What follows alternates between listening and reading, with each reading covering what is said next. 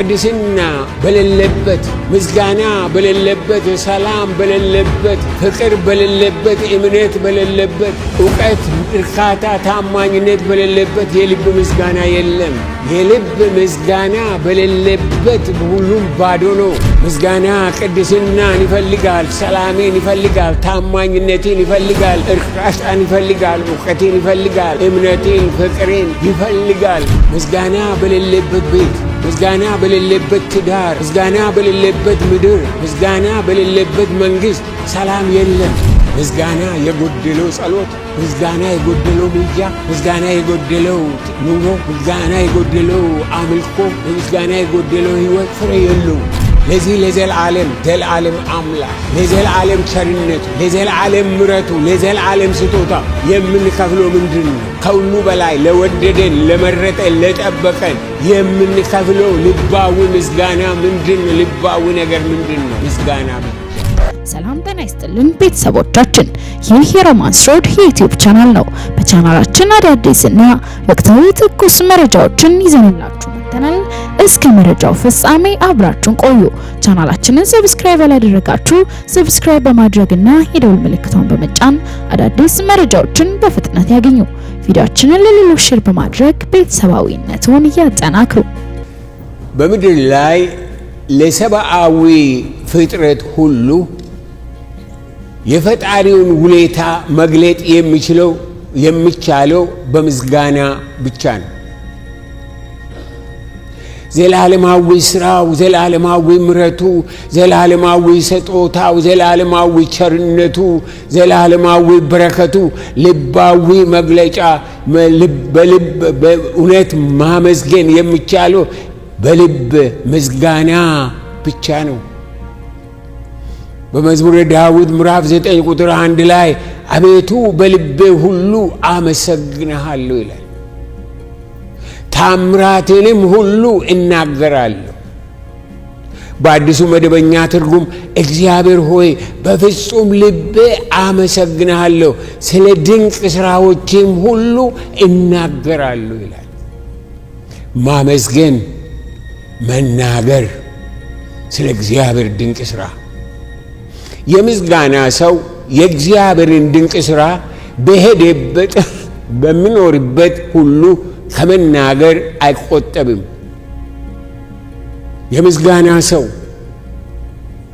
የምስጋና ሰው የእግዚአብሔርን ድንቅ ሥራ በሄደበት በሚኖርበት ሁሉ ከመናገር አይቆጠብም። ለምስጋና ሰው እግዚአብሔርን ማመስገን ሕይወቱ ነው። እግዚአብሔርን ማመስገን ክብሩ ነው፣ መታወቂያው ነው።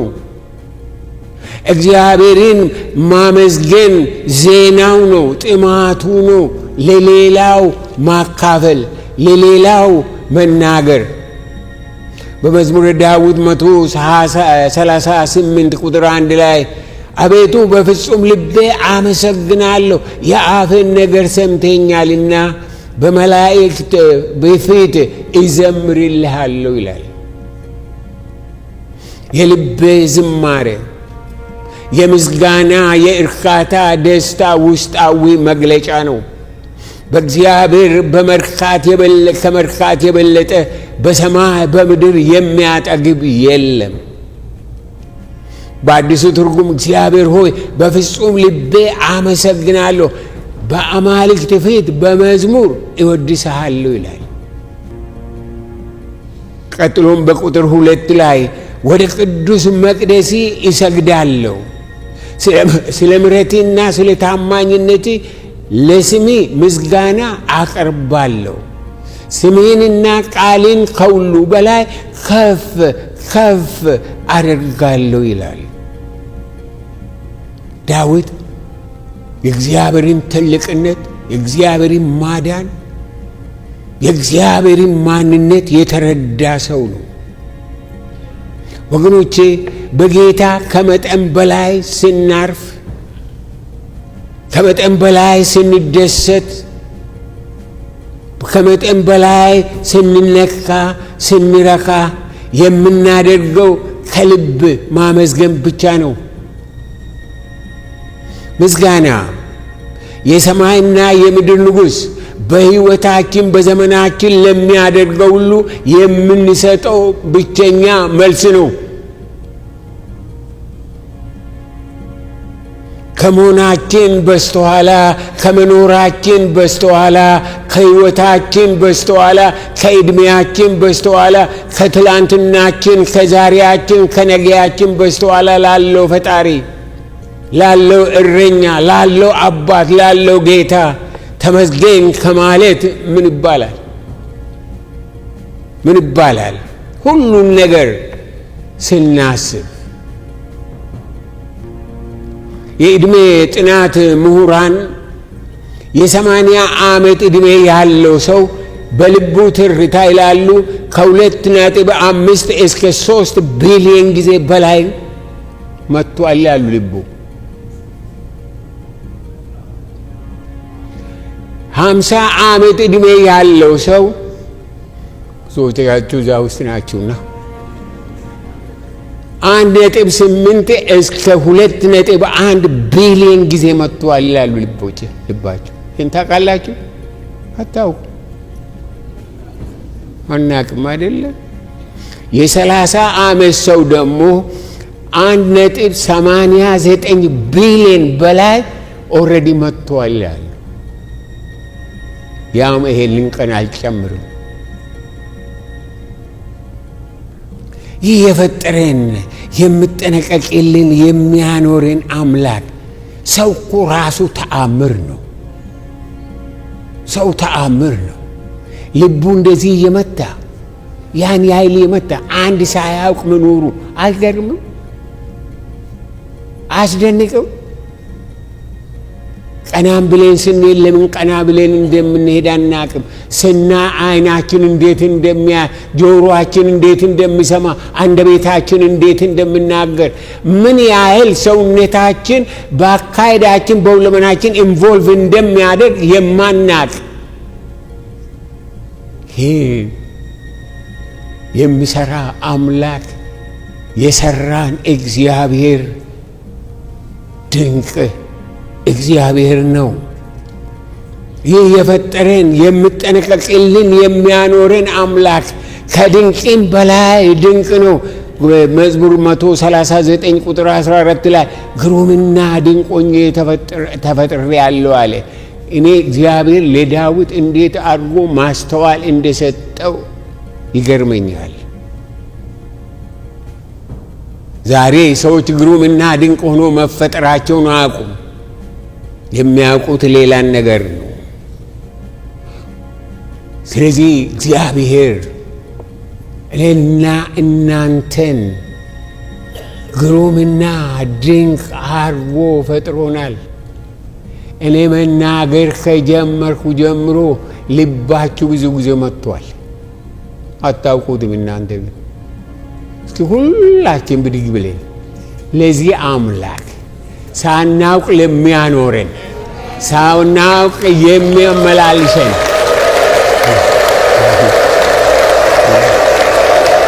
ክብር ለዘላለም፣ ክብር ለዘላለም፣ አሜን። ክብር ለዘላለም፣ ክብር ለዘላለም፣ ክብር ለዘላለም፣ ዘላለም፣ ዘላለም፣ ዘላለም፣ ዘላለም፣ ዘላለም።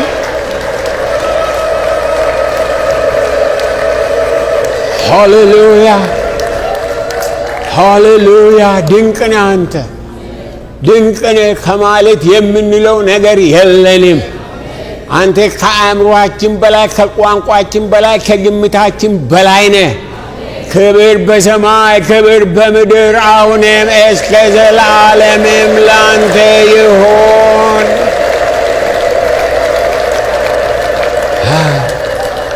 ላንተ ይሁን ምስጋና፣ ላንተ ይሁን። እግዚአብሔር ባርካችሁ። ቁጭ በሉ ወገኖቼ። ምስጋና ከቅድስና ጋር፣ ምስጋና ከሰላም ጋር፣ ምስጋና ከታማኝነት ጋር፣ ምስጋና ከእርካታ ጋር፣ ከፍቅር ጋር፣ ከእምነት ጋር፣ ከእውቀት ጋር የሚገለጥ የድል መስዋዕት የሚሰጥ የድል መስዋዕት ነው። ቅድስና በሌለበት፣ ምስጋና በሌለበት፣ ሰላም በሌለበት፣ ፍቅር በሌለበት፣ እምነት በሌለበት፣ ዕውቀት፣ እርካታ፣ ታማኝነት በሌለበት የልብ ምስጋና የለም።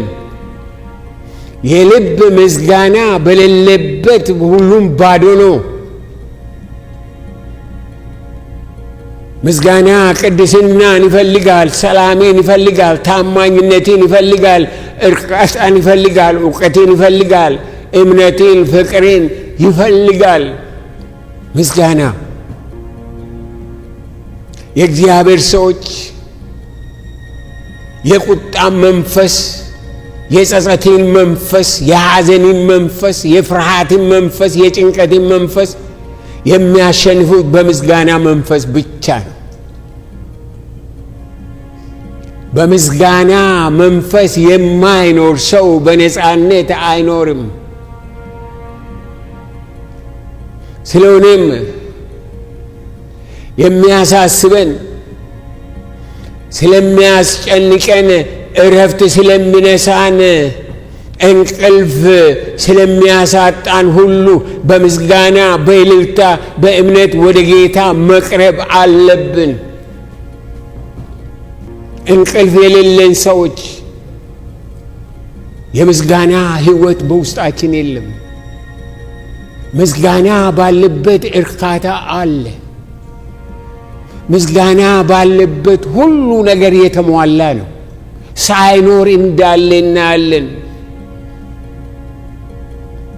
የእግዚአብሔር ቃል በፊልጵስዩስ ምዕራፍ 4 ቁጥር 4 እስከ 7 ድረስ ሁልጊዜ በጌታ ደስ ይበላችሁ፣ ደግሜ እላለሁ ደስ ይበላችሁ ካለ በኋላ ገርነታችሁ ለሰው ሁሉ ይታወቅ፣ ጌታ ቅርብ ነው። በነገር ሁሉ በጸሎትና በምልጃ ከምስጋና ጋር በእግዚአብሔር ዘንድ ልመናችሁን አስታውቁ እንጂ በአንዳች አትጨነቁ። አእምሮንም ሁሉ የሚያልፍ የእግዚአብሔር ሰላም ልባችሁንና ሐሳባችሁን በክርስቶስ ኢየሱስ ይጠብቃል ይላል። በጌታ ደስ ይበላችሁ አለ። ሰው በጌታ ደስ የሚለው የጌታን ምሕረት፣ የጌታን ቸርነት፣ የጌታን ጥበቃ በምስጋና መለማመድ ሲችል ነው። የእግዚአብሔር ማለት ደስታ፣ ሰላም፣ እረፍት የሚመነጨው ከምስጋና ነው። ምስጋና በሌለበት ቤት፣ ምስጋና በሌለበት ትዳር፣ ምስጋና በሌለበት ምድር፣ ምስጋና በሌለበት መንግስት ሰላም የለም። ሰላም የለም። ሁል ጊዜ ገኖ የሚወራው ስላለ ሳይሆን ስለሌለው፣ ስለሞላ ሳይሆን ስለጎደለው፣ ስለተሰራ ሳይሆን ስላልተሰራ ነው። ምስጋና የሌለው ሕዝብ በሙሉ ማጉረምረም ብቻ ነው ስራው። ገርነታችሁ ለሰው ሁሉ ይታወቅ አለ የእግዚአብሔር ቃል። ምን ማለቱ ነው? ሰዎች በፍቅራችሁ፣ በትሕትናችሁ፣ በቸርነታችሁ፣ በየዋህነታችሁ፣ በምስጋናችሁ ይወቋችሁ ማለት ነው። ያም መሆን የምንችለውም በሁሉ ነገራችን የምስጋና ሰዎች ስንሆን ነው። የምስጋና ሰዎች በነገር ሁሉ በጸሎትና በምልጃ ከምስጋና ጋር በእግዚአብሔር ዘንድ ልመናችሁን አስታውቁ እንጂ በአንዳች አትጨነቁ ይላል። ጭንቀት የእምነት ጠላት ነው። የምስጋና ጠላት ነው። ጭንቀት የሰላም ጠላት ነው። ጭንቀት ለጤናችን፣ ለሁሉ ነገር፣ ለሁሉ ነገራችን ጠላት ነው። አትጨነቁ አለ። ከዚያ ከሰይጣን መንፈስ፣ ከሰይጣን ስራ፣ ከሰይጣን ፍላጻ። ጭንቀት የሰይጣን ፍላጻ ነው። አንድ ሰው ጭንቀት ውስጥ ከገባ በሁሉ ነገሩ በቃ በዓለም ነገር በይጦቱ በመከራው በሆነው ነገር መሰከር ይጀምራል። የሚያመሰግን ሰው ግን ሁሉ ነገር ቢበላሽ እግዚአብሔርን በማመስገን ሁለመናው የተሟላ ይሆናል። በነገር ሁሉ በጸሎትና በምልጃ ከምስጋና ጋር በእግዚአብሔር ዘንድ ልመናችሁን አስታውቁ እንጂ በአንዳች አትጨነቁ። ትእዛዝ ነው። አትጨነቁ። ምስጋና የጎደለው ጸሎት፣ ምስጋና የጎደለው ምልጃ፣ ምስጋና የጎደለው ኑሮ፣ ምስጋና የጎደለው አምልኮ፣ ምስጋና የጎደለው ሕይወት ፍሬ የለውም። የእግዚአብሔርን አባትነት፣ የእግዚአብሔርን ምሕረት፣ የእግዚአብሔርን ቸርነት፣ የእግዚአብሔርን ታላቅነት፣ የእግዚአብሔርን ጥበቃ፣ የእግዚአብሔርን ፍቅር በሕይወታችን የምንገልጠው በምስጋና እንጂ በልመና አይደለም። እኛ ኢትዮጵያውያን በአንዳንድ ጋዜጣም ላይ አንብቤ ያለው በጣም የጸሎት ሕዝብ ነው የኢትዮጵያ ሕዝብ ብሎ ይላል። ቱ ቢ ኦነስት የኢትዮጵያ ሕዝብ ለማኝ ሕዝብ ነው። ማመስገን አይችልም። እግዚአብሔር እንዲህ ያድርግልኝ፣ እንዲህ ያድርግልኝ፣ እንዲህ ውጣ፣ እንዲህ ግባ ምናምን እንላለን እንጂ ጌታ ሆይ ስላደረክልኝ ስለሆነው ነገር አመሰግናለሁ ብለን ማመስገን አንችልም። ካላመሰገን ካለንበት አንወጣም። ልመና ወገኖቼ ለኔና ለናንተ እግዚአብሔር የሰጠን መምሪያ አይደለም። አዎ እነግራለን። ከዛ በኋላ በምስጋና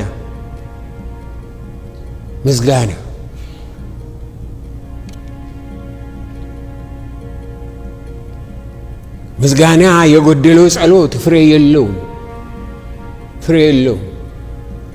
ምስጋና የጎደለው ምልጃ፣ አምልኮ፣ ሕይወት ፍሬ የለውም። የእግዚአብሔር አባትነት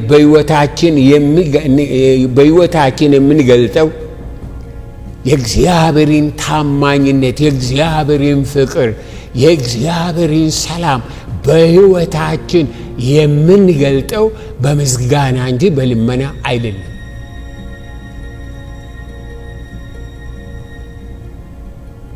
ምስጋና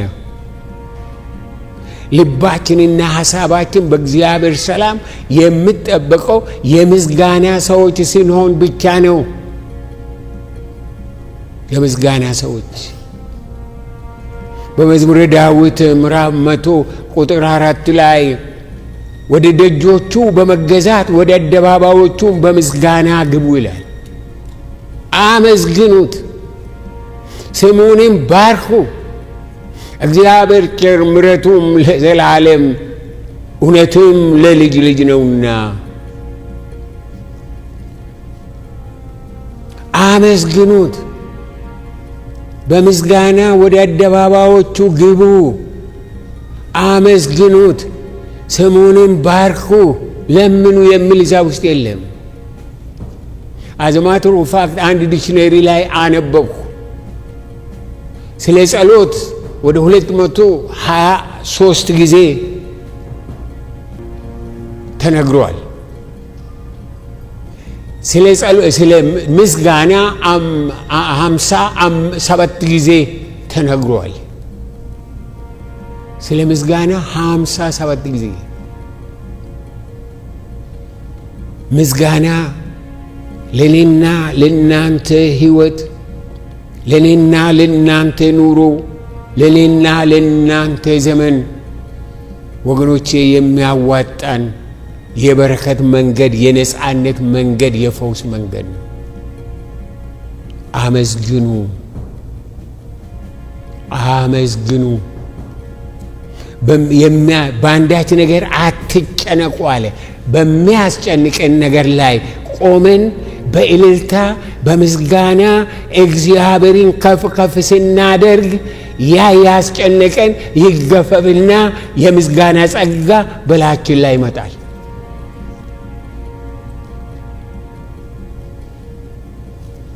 አመስግኑ፣ ስሙንም ባርኩ፣ እግዚአብሔር ቸር፣ ምሕረቱም ለዘላለም እውነቱም ለልጅ ልጅ ነውና ይላል።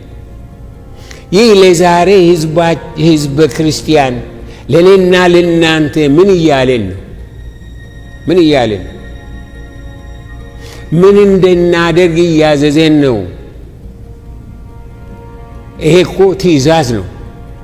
ወደ ደጆቹ በመገዛት ወደ አደባባዮቹ በምስጋና ግቡ። ትእዛዝ ነው። ትእዛዝ ነው። አመስግኑ፣ ትእዛዝ ነው። ስሙንም ባርኩ፣ ትእዛዝ ነው። እግዚአብሔር ቸር፣ ምሕረቱም ለዘላለም እውነቱም ለልጅ ልጅ ነውና እያለ ይቀጥላል። ይህ ለእኔና ለእናንተ ከመስበክ አልፎ ስብከቱን ከማዳመጥ ወይም ደግሞ ከመዘመር አልፎ what does it mean? What does it say to each one of us? ምን እያለን ነው? ምን እያለን ነው? የምለን ያለውን ነው። ሌላ መጽሐፍ ቅዱስ ያለውን ነው የሚለው። ሌላ ነገር የለውም። ምንድን ነው የሚለው? ወደ ደጆቹ በመገዛት ወደ አደባባዮቹ በምስጋና ግቡ።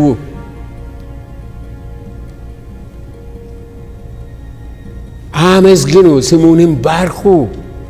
ትእዛዝ ነው። ይህንን አድርጉ። ሰምታችሁ ዝም በሉ፣ ሰምታችሁ እንደዚህ አድርጉ ማለቱ አይደለም። ዱኢት፣ አድርጉት እያለን ነው ጌታ።